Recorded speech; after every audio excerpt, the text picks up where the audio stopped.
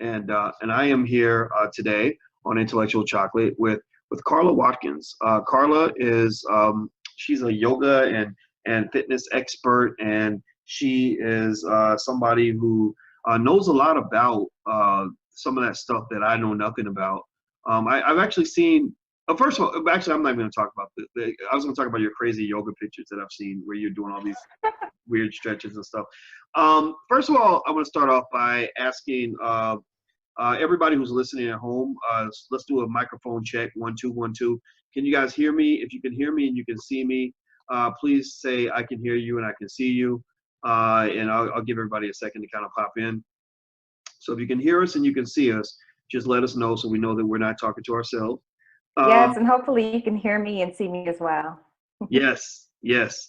And okay, so Carla, first of all, let me ask you this. Where are you from? Uh-oh, it looks like she got frozen.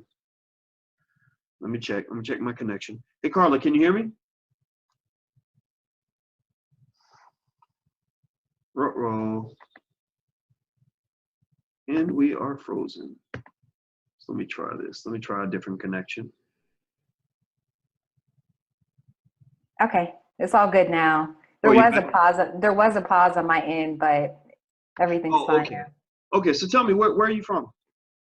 So I grew up in Charleston, South Carolina, moved and lived in different cities within the United States, including Atlanta and Chicago.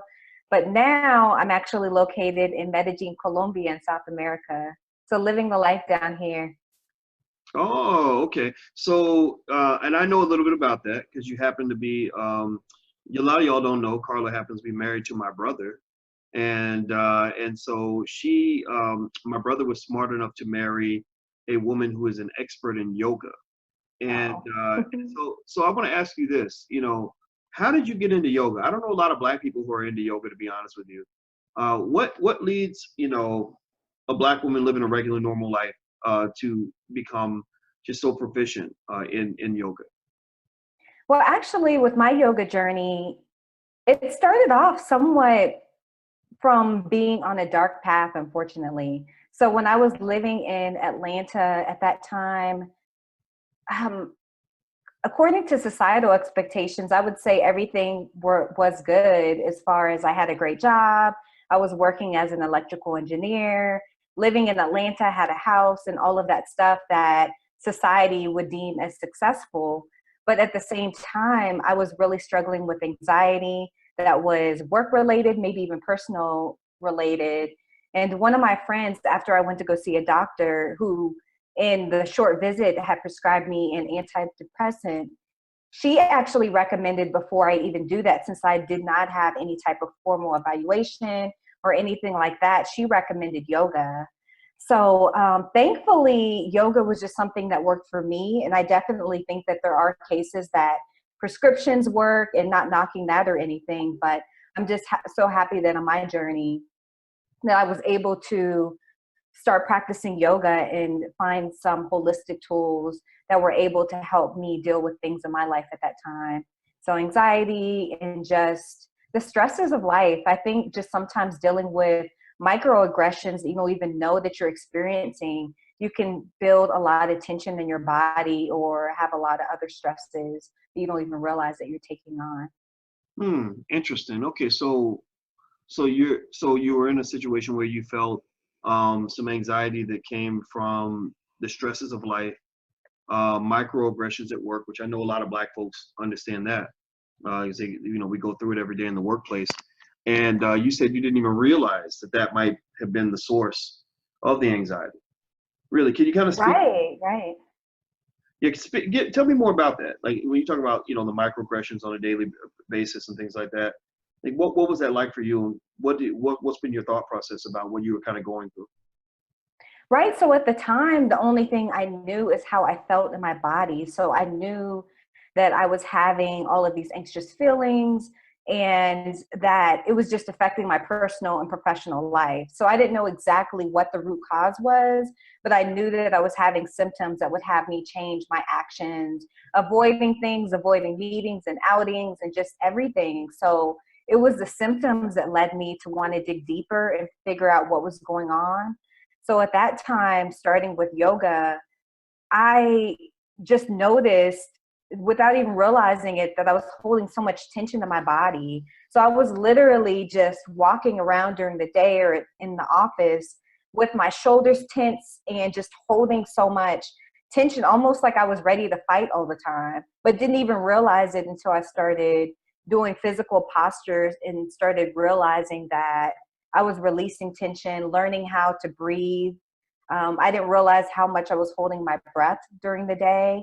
And all of that eventually led to meditation, which was the place that I started to go on this journey of self-discovery and just have more awareness of what was going on in my life.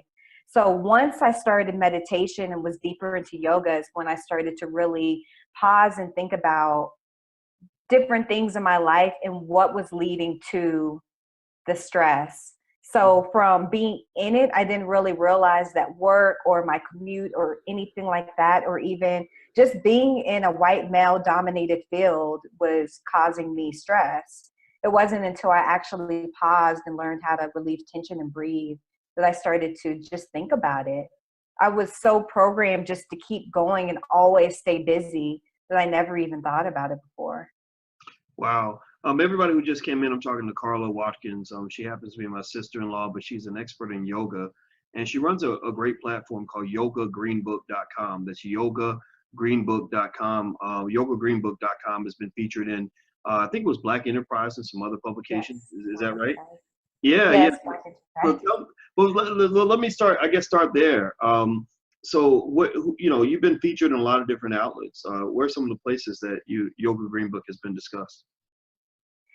So it's been discussed in Black Enterprise, blackdoctor.org, The Root, Madame Noir, and I'm probably leaving off a couple. I'm just really thankful for the opportunities, more so just to share the power of yoga and just how powerful it can be in the Black community, especially with us disproportionately experiencing racism, physical and mental diseases, and just other things that are just disproportionately affecting our community.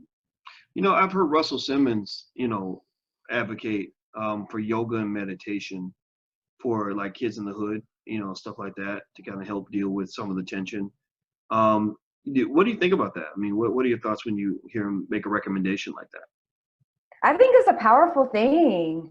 I think it's much needed. It's something that I never grew up with, but I think that there is power in just learning how to deal with your emotions, how to meditate, and how to just have holistic ways to deal with things that are in your life. Because I feel like challenges and stresses will always come, but it's just figuring out how you can deal with it. Yeah, I agree with you. I've always been a believer that, what I go through doesn't matter nearly as much as how I handle it.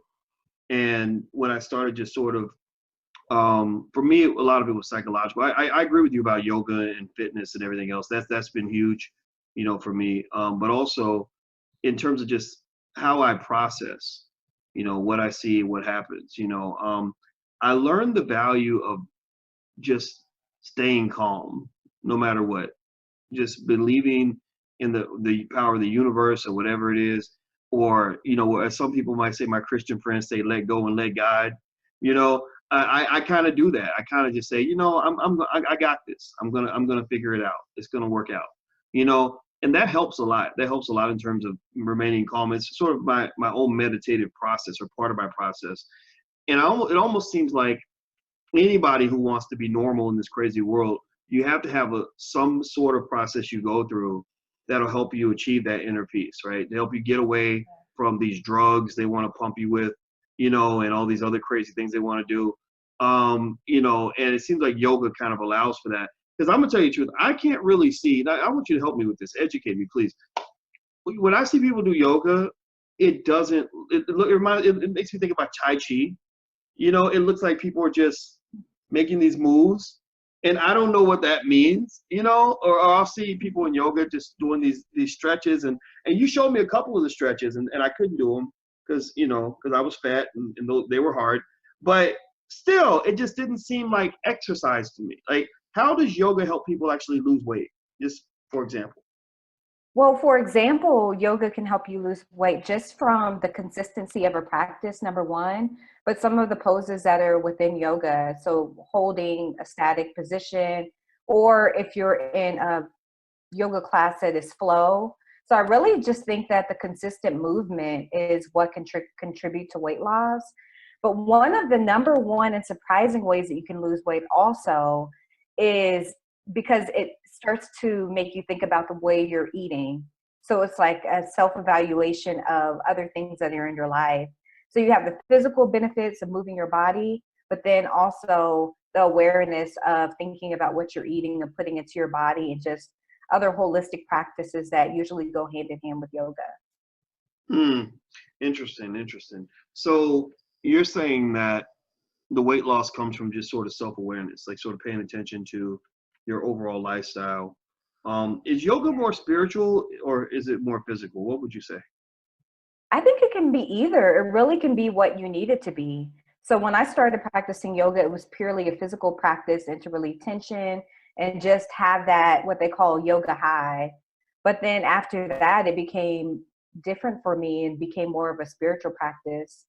So yeah, I think it just depends on what you're looking for. I think that yoga has a way of making you feel whole, no matter what it is, whether it's physical, whether it's mental, whether it's spiritual. So just trying it out to see if it's a fit for you. I think there's so many different tools, whether it's running or yoga, but I think that there's just something for everybody that can be a healthy way to start to deal with things and to just improve and better their life. Everybody, I'm talking to Carla Watkins. Carla is the founder of YogaGreenbookcom. That's YogaGreenbook.com, and she's one of the Black women out here that's spreading the gospel about yoga and what Black folks need to do. And I like what I hear. I think it's I think we need to expand our horizons. You know, we don't do enough. You know, we write certain things off as like, oh, that's what white people do. You know, Black people don't do yoga. Black people don't play hockey. Black people don't play golf. Black people don't. You know. And I think that's so limiting. I think we miss a lot of opportunities that way. I got a question for you then. Why do you think Black people don't do yoga very much or as much as we should? I think there are a couple of reasons. I think one thing is the media, just especially in the past, is starting to change, especially if you're on Instagram and following any yogis. But the media really has shown yoga to be a white thin female, a white thin woman. So I think just because of that, it can have the image that it's not for us, but that's not true. So the deeper that I've been in yoga, I see so many Black women, so many Black men practicing yoga, and I think that's a powerful thing. Another thing that has prevented some in our community from doing yoga is thinking that there's some type of conflict with religion. So that's one thing that I have commonly heard, is that there's a conflict with religion, with Christianity, with other denominations. And I feel, and just from everything that I read, that there's not a conflict and that yoga can be whatever you want it to be. So there definitely are chants and things that are rooted in Hinduism, but at the same time, you don't have to practice that. And I also know people and the philosophy of the African Kemetic yoga. So that's another style of yoga that it doesn't have to be rooted in Hinduism. So just like the deeper that you go and the more you know about it, you just know that there doesn't necessarily have to be any conflict with yoga, with religion, unless you want there to be. Hmm. Interesting. Well, you know, I'm going to show. I got your site up here, YogaGreenbook.com, and I love this image. This is you doing your thing. Do you see that? Oh, Look at that. Wow. So you're now. What city were you in when you took this picture? that was in New York. So that's one city I just have barely scratched the surface in. So any recommendations, I'm open to taking them. But yes, that was when we were in New York for a weekend or two. Ah, okay, okay. And it looks like you allow people at YogaGreenbook.com to do a 30-day free trial on the site so they can check it out to see if they like it. Yes, definitely. just to see if yoga is a good fit for you. Nice. And so you have yoga instructors that teach classes on Yoga Greenbook. Is that correct? Yes, that's exactly right. So we have about 10 instructors that are teaching on the site, and we're even branching off to include more things wellness. So you see vegan grocery shopping. There is also Jordan, who is doing hip mobility drills. He's a physical trainer. So really just wanting to make it inclusive, because the most important thing is really bringing wellness to the Black community. So yoga is what has worked for me, and we have many.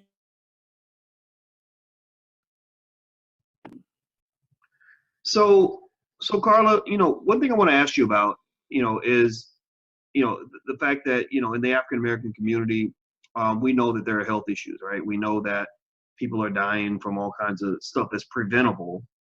It's kind of crazy we're dying from all these preventable diseases that come from not just what kind of food we eat, but also lifestyle, things like that. When you see kind of what's happening in the African American community, what do you think we're missing when we don't consider options like yoga and just that sort of overall healthier lifestyle? I think it's just the awareness that we just need to have the awareness. So heart disease and type 2 diabetes are things that really are affecting my family, and things that I've been thinking about for a while just because of that.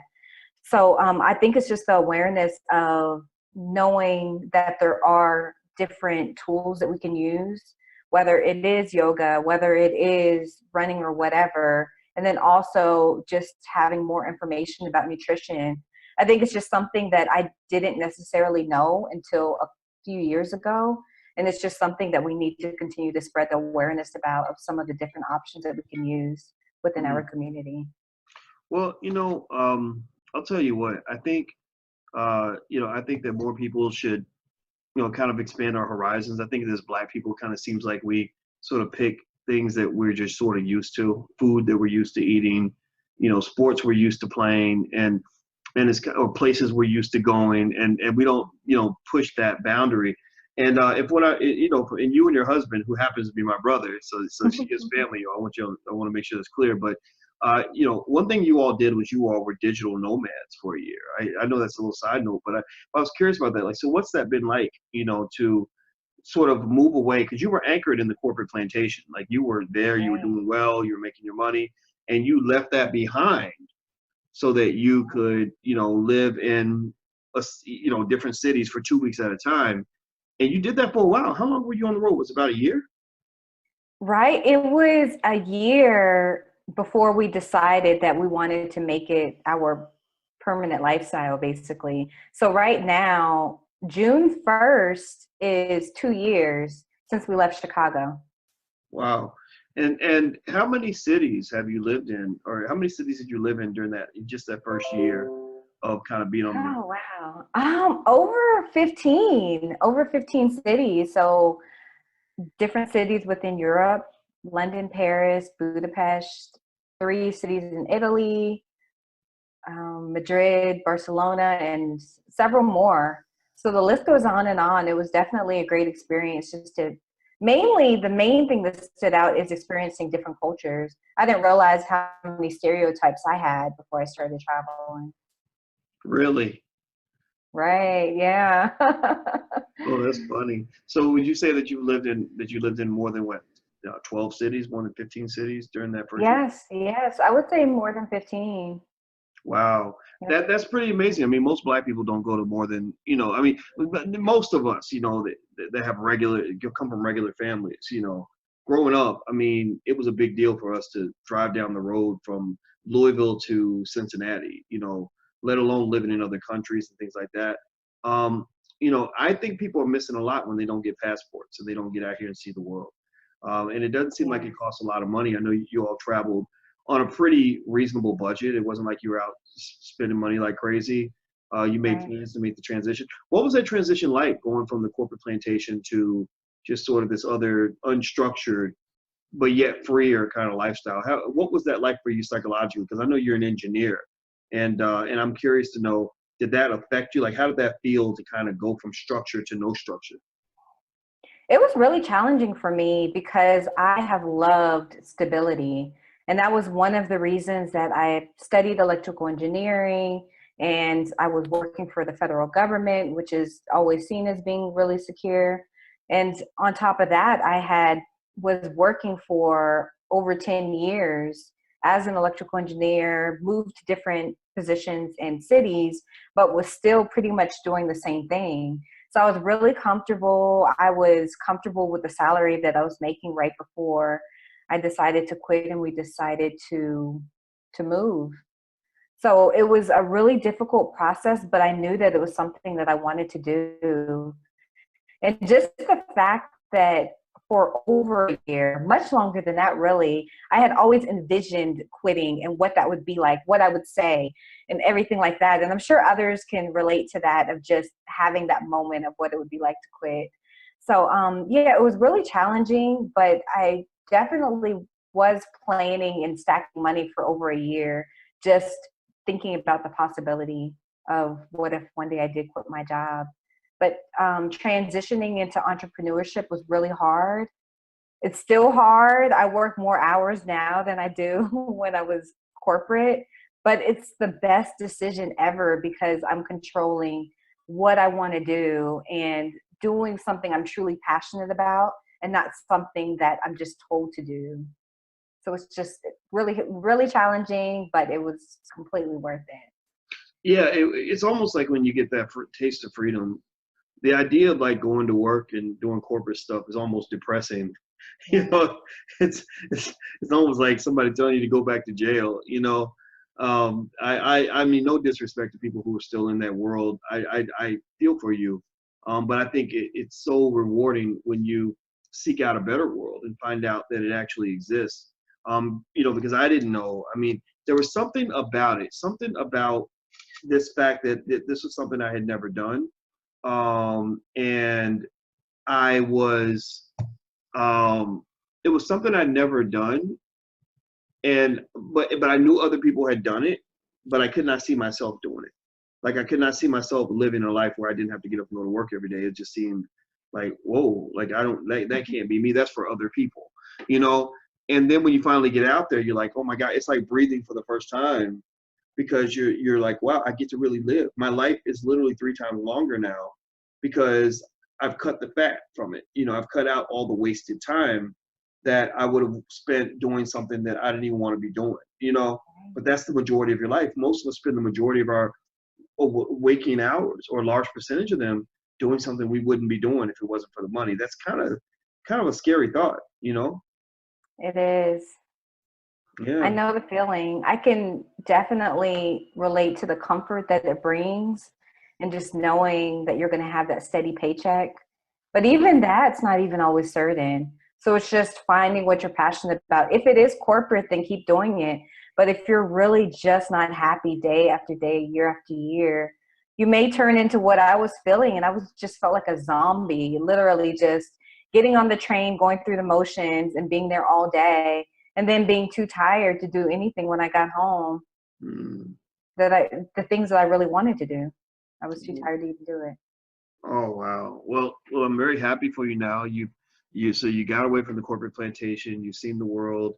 You're doing something that you love. You're probably on your way to making more money than you ever made in a corporate job. And once you get a good business and you find a good business model, it's very easy to go, for your income to suddenly skyrocket, which I think is really exciting. But it's almost like once you get out there, the skyrocketing income is not really the big deal anyway. you know, that's not really the driving force in my mind. Like I'm not really somebody who says, "Oh yeah, it's all the money. The money is what does it." No, the money is kind of like this extra benefit that that kind of supplements everything else about the life. I don't know about you, but it almost feels like I feel like I get a paycheck every day, even if I'm not actually making any money. Do you Yes. feel that way sometimes? Yes, I feel like that completely. Yeah. Mainly because I'm passionate about the mission of spreading yoga, and that's enough for me. So it's just like I want to have enough to be able to sustain that and help and just be able to reach more people. That's my main goal with any revenue that's generated, is being able to reach more people to spread the power of yoga. and then also donating to individuals and organizations that have the same mission. Wow, wow. So let me ask you this. So as you know, as you started Yoga Green Book, and okay, so yoga was your passion. And by the way, everybody, this is Carla Watkins. Her website is YogaGreenbookcom. So one of the missions that she has is spreading yoga awareness to as many people as possible. A lot of the people that follow her happen to be people of color, but you don't have to be a person of color. I believe she's a good person that just wants everybody to be healthy. Also, by the way, if you haven't signed up for Black Enough, make sure you sign up for blackenough.com. That's our social media platform. And so the question for today on this shirt is, are you Black enough? And I think you know what it means. It's kind of a cool way to express yourself. So Carl, let me ask you, I'm really stuck. I'm really sort of intrigued by what you were talking about earlier about sort of going from, you know, that structured 9-to-5 lifestyle to this sort of life where suddenly, you know, there is no 9-to-5 to go to every day. You're doing what you want. You know, you're not living in one city anymore. You're living kind of all over the place. You know, and things are not as clear as they were before. And you mentioned, what's fascinating to me though is that you mentioned that, you know, the anxiety thing was kind of a tough hurdle for you to jump. And so I'm almost wondering, and I'd really like for you to see if you can help me explain this or understand this. You know, but it almost sounds like going from that structure to non-structure would add to the anxiety. But it almost seems like doing yoga in the process of going through all that actually led to a net reduction in your anxiety level relative to the past. Like, can you kind of talk me through that? Like, did like losing all the structure like sort of spike your anxiety a little bit? Like, how did you kind of process that? You know, it seems like it would, because I always had the plan, whether I was in college, after college, I knew exactly what I was going to do. And I thought that that would reduce my anxiety instead of create it, which was my situation. But surprisingly, my anxiety went down. And I think the main reason is because I didn't realize how much I was changing to try to fit into a box that I wasn't supposed to be in. So I think just almost impersonating somebody during the day, or having to feel like I had to wear my hair a certain way, or talk a certain way, or enjoy certain things, and just all of this stuff that was necessary, or I felt was necessary for the whole corporate climb, something in that was creating my anxiety. So then now, even though there was all of this uncertainty, even though there still is day to day of what's going to happen with the business, I can truly be myself. I can truly say what I want to say, do what I want to do, dress and style my hair however I want without feeling like I need to be somebody else. So I think because of that, that is what helped reduce my anxiety, because I'm happy and just empowered to be who I am unapologetically. You know, that's really fascinating. So it almost seems like, I guess, you know, the theory I'm formulating here is that if you ever want to be depressed and anxious, you know, some of the keys to becoming more anxious or more unhappy with life is not being true to yourself. It almost seems like that's what it comes in. You know, giving up control, um, you know, not being who you want to be, you know, pretending to be somebody else, becoming a square peg in a round hole. And so what I'm really calculating here, based on what you told me, is that, you know, that transition from the corporate space to this life of freedom and a lack of structure. On one hand, there is an increase in anxiety that comes from the fact that there is no structure. Some of us like to have people tell us what to do. Some of us like to know that we're with an established institution that has an established protocol. And so I can imagine that would cause, for some people, I've seen people leave the plantation and freak out because they can't handle not having someone tell them what to do. You know, they can't handle not having orders and structure, you know, but it seems like the freedom overwhelmed the anxiety that came from the lack of structure, that the freedom reduced the anxiety tremendously and allows you, you know, because you get to be who you want to be, and you're like, okay, wait a minute, you know, there's not, and I think about this, I think about my own journey in the same way. You know, I think when I got to the point where I could no longer tell people exactly what I did for a living, that was really weird. And it made it hard to quantify what I'd actually accomplished. Like, what am I? You know, am I a professor? Am I a lawyer? Am I a businessman? Like, what, you know what I mean? Like, we're used to saying I'm in this profession, but I got to the point where I was like, people say, well, what do you do? And I'd say, I don't know. You know, like I talk Oh, on the internet, I write articles sometimes, I write books, I give speeches, you know, but I didn't know exactly what I was. You know, I mean, I figured it out a little bit, but it was a little bit strange, you know, and it almost made you feel like, well, wait, I could have been uneducated and not knowing who I was. You know, like, why did I go to school all those years? Why did I work hard to get these credentials? But it's almost like at the same time, when you're really free and you're really doing something you're passionate about and you're able to make a living at it, it's like you're suddenly like, okay, this is what I'm supposed to be doing. This is where I'm supposed to be. Like, this is the right. suit I'm supposed to be wearing. I was supposed to wear the monkey suit. I was supposed to be wearing my birthday suit. You know, and that's how you feel, like you really feel like you're in your own skin, like that, like you got a Right. suit that fits you like a glove, and you're like, and now I just kind of know what I do. You know what I am professionally? I am Boyce Watkins. Like, that's it. I am Dr. Boyce Watkins. That is my job, is to be Dr. Boyce Watkins. And it's great because I know I'll never get fired because can't nobody else do this job but me, you know? And it's amazing. Right. So how was that transition for you? How was that transition from being a professor to full-time entrepreneurship, doing your own thing? It was hard at first, financially. You know, Lawrence, your husband, was, you know, with me through the process. He was the first full-time team member I ever had, you know, in the company.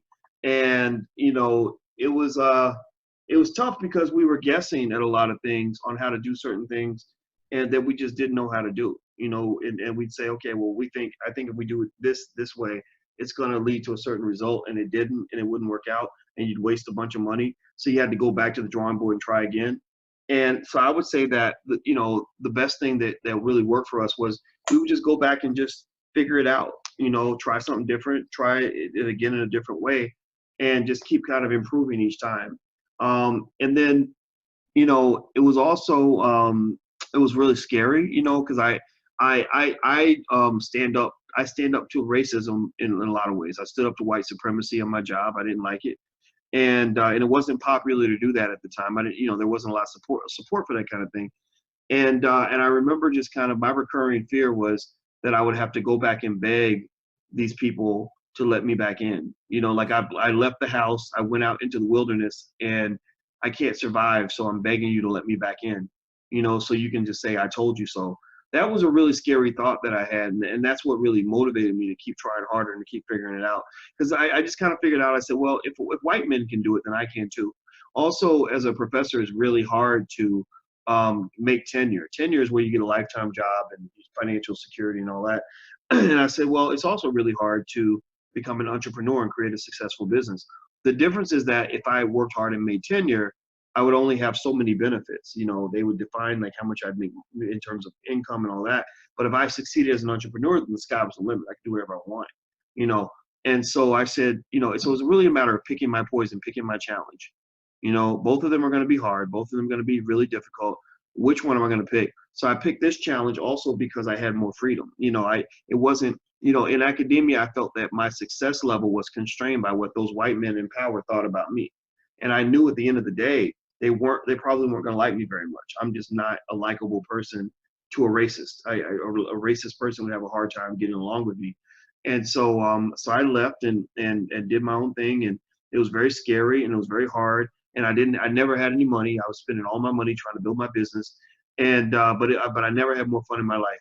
Even when we had no money, it was awesome to be able to see my brother every day and hang out with him all the time and go around the world with him. I mean, he and I have gone all over the place. We've been on 1,000 airplanes and summits and just all kinds of adventures that we never would have had if we were just a couple of guys just sitting in our corporate office. So it's been the best journey in the world. I have zero regrets. It's really been a lot of fun. And he still loves working with you too.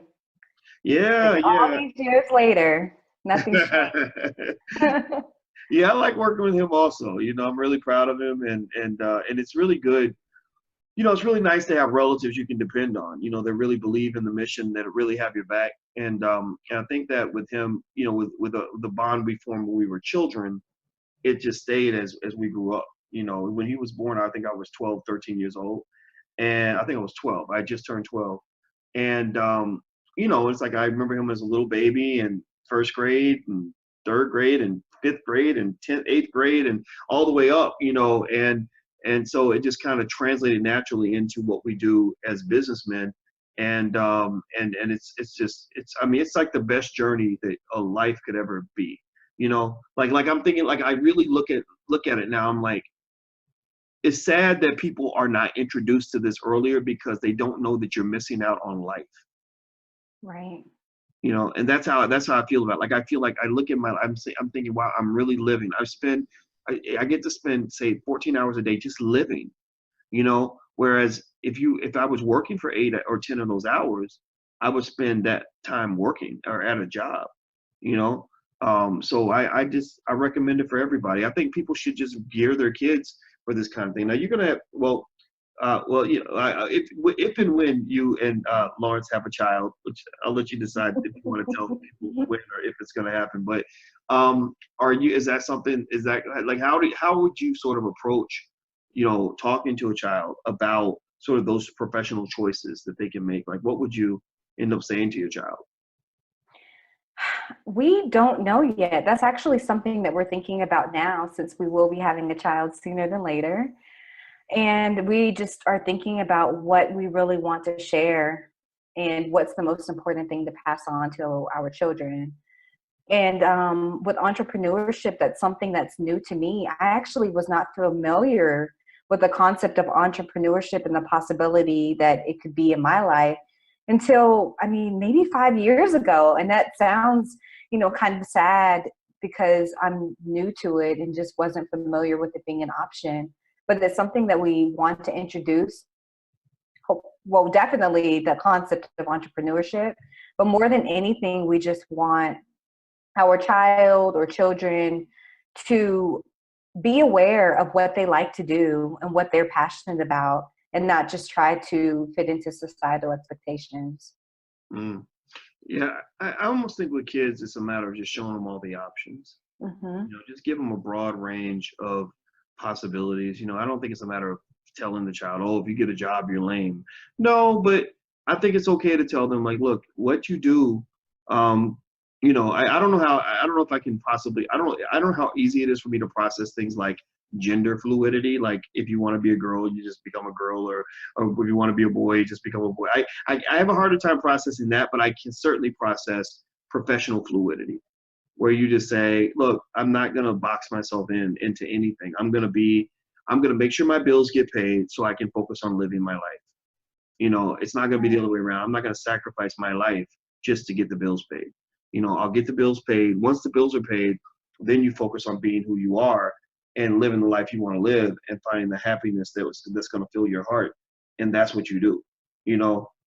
We put too much emphasis on what you do for a living, for a profession. Why is it that at a cocktail party, the first thing people talk about is what you do for a living, and half those people don't even like the damn job? Maybe that's one of the reasons why we have people that get depressed a lot of times, is because you're spending the bulk of your time focusing on something that you don't even enjoy. Not just in terms of going to work every day, but even when you're away from work, they say, well, what do? Oh, I work at Walmart in the processing department, and we processed 500 paper clips last Tuesday. Like whatever. Like it's like that's not really your passion. So why would you be sitting and discussing your passion? But that's what we do. We talk about what we do for a living, what our profession is. If you ask somebody like, so how you been? The things they tend to talk about are like maybe where they live, who they're dating, and what they're doing professionally. Those are like the three things people talk about. Like, yeah, I'm in a relationship, or I just got married. I work at so-and-so, and I just moved to Southern California, right? So to me, I figured out that quality of life tends to be measured by those three things. So if you want to have a high quality life, focus on each of those three areas and make those decisions carefully. And next thing you know, you're happy. Right. I agree. All right. So let me ask you the last question. Yoga Green Book.